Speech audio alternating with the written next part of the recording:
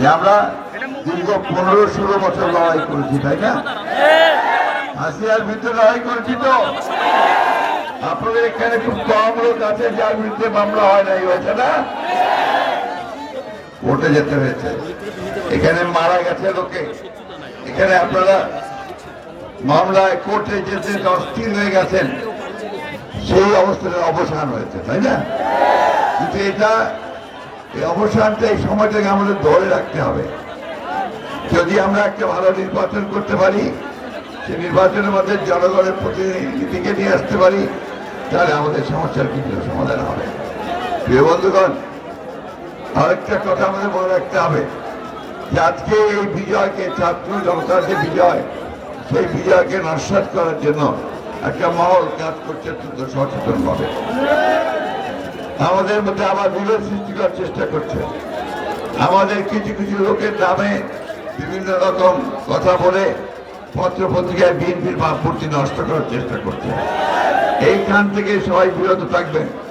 যদি কাউকে দেখেন যে চাঁদাবাজি করছে বা দখলদারি করছে, তাকে ধরে সাথে সাথে পুলিশে দেবেন অথবা আপনারা আর্মি দেবেন।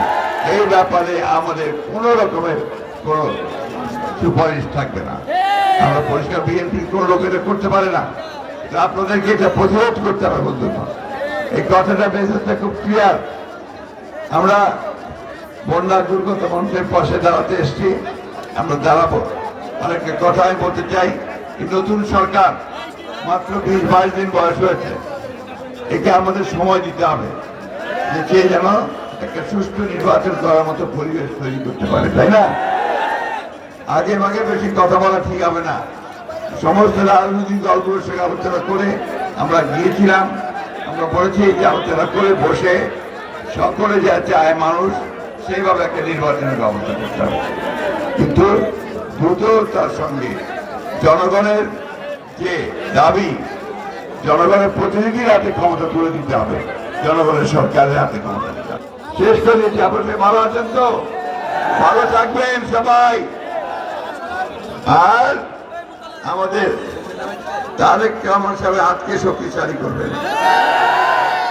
দেশনেত্রী বেগম খালেদা মুক্ত হয়েছেন, তিনি যেন চিকিৎসা করে আমাদের ফিরে আসতে পারে, তার জন্য দোয়া করবেন।